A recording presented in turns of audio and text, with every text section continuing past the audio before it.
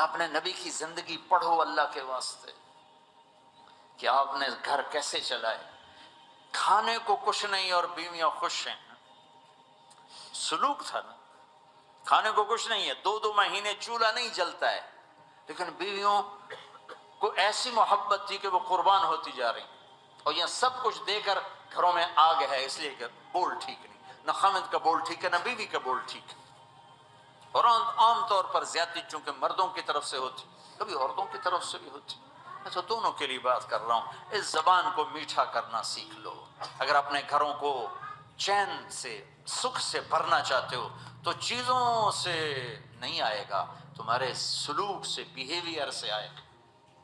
اپنے سلوک اچھے کرو، اپنے رویے اچھے کرو۔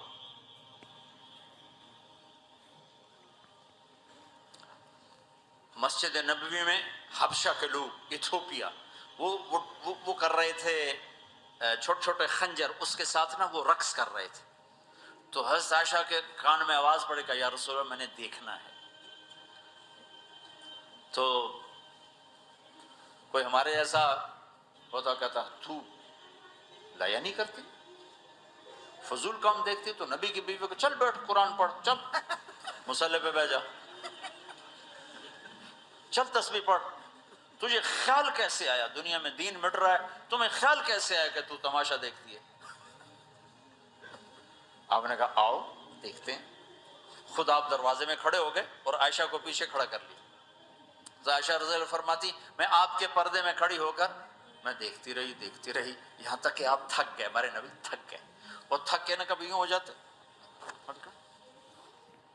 کبھی یوں ہو جاتے، ایک پاؤں کا سارا، پھر کہنے لگے عائشہ بس نہ کریں، میں نے کہا نہیں ابھی میرا دل نہیں بھرا۔ کہا اچھا ٹھیک ہے، پھر کبھی یوں ہو رہے ہیں، کبھی یوں ہو رہے ہیں، کبھی یوں ہو رہے ہیں، کبھی یوں ہو رہے ہیں۔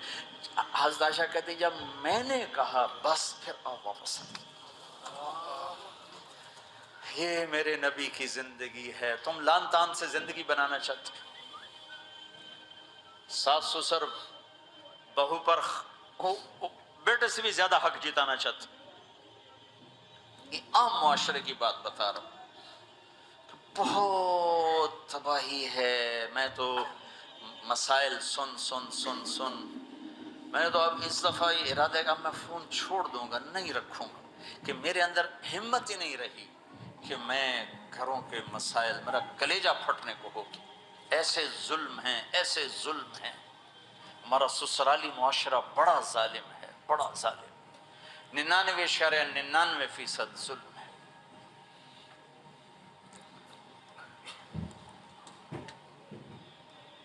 یہاں آنے سے پہلے ایک بچی کی بات، پنڈی سے اس کا فون آیا کہ سسرال نے کہا تھا بچی ہوئی تو طلاق دے دیں گے۔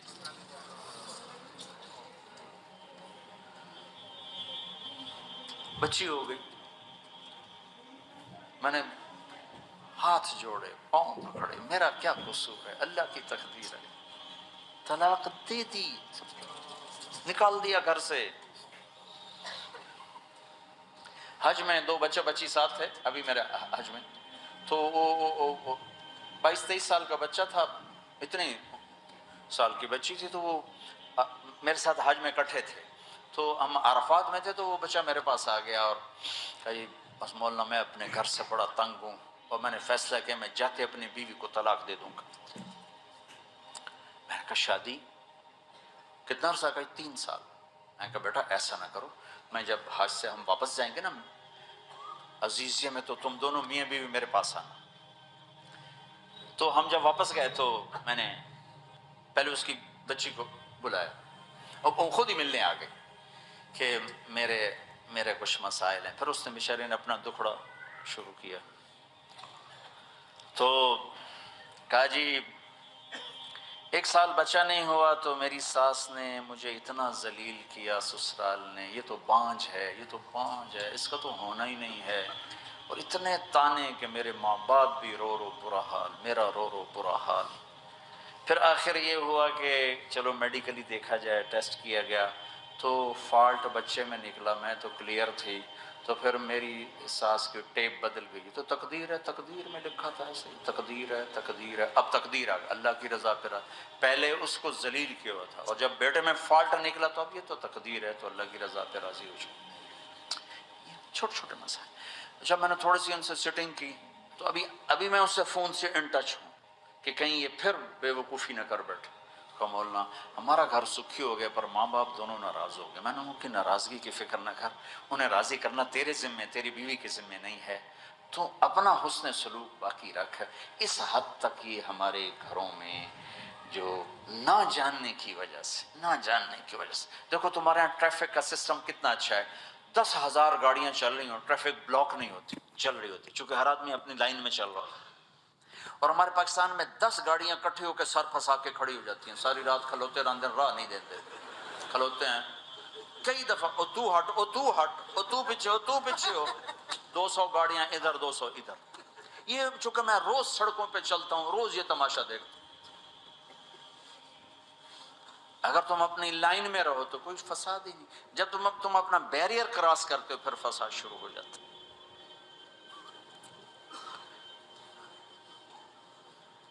تو بھائیو اپنے نبی کی زندگی سیکھو، ایک سارا کام، چھوٹا سا کام، زبان، غیبت چھوڑ دو، جھوٹ چھوڑ دو، گالی چھوڑ دو، تانا چھوڑ دو، طنز چھوڑ دو، برا بھلا کہنا چھوڑ دو، بلکہ حوصلہ افزائی کرو، تعریف کرو۔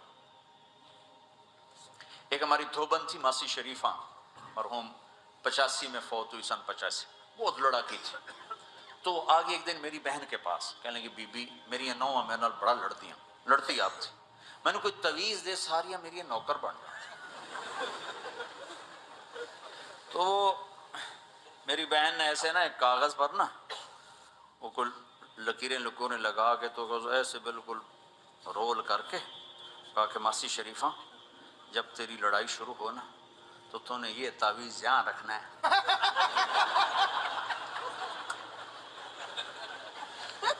اور اس کو گرنے نہیں دینا، اگر یہ گر گیا تو بڑا فساد ہو جائے گا۔ اب کیا چکر تھا، چپ کرانا تھا اس کو، لڑائی تو ساری اس کی تھی۔ ہفتے کے بعد وہ آگے بی بی تو تا ایسا تویت دیتا ہے ساری لڑائی مک گئی، کیوں جو ماسی شریفہ آپ چپ ہو گئی، یا وہ شروع ہوتے وہ ایسے کر کے بیٹھ جاتے، لڑائی ختم۔ تو میں سب کو یہ تعویذ دے کے جا رہا ہوں، جب تمہاری لڑائی شروع ہو تعویذ یہاں رکھ لینا، بولنا نہیں، دیکھنا چند دنوں میں تمہارے گھروں میں محبت کے پھول کھلیں گے۔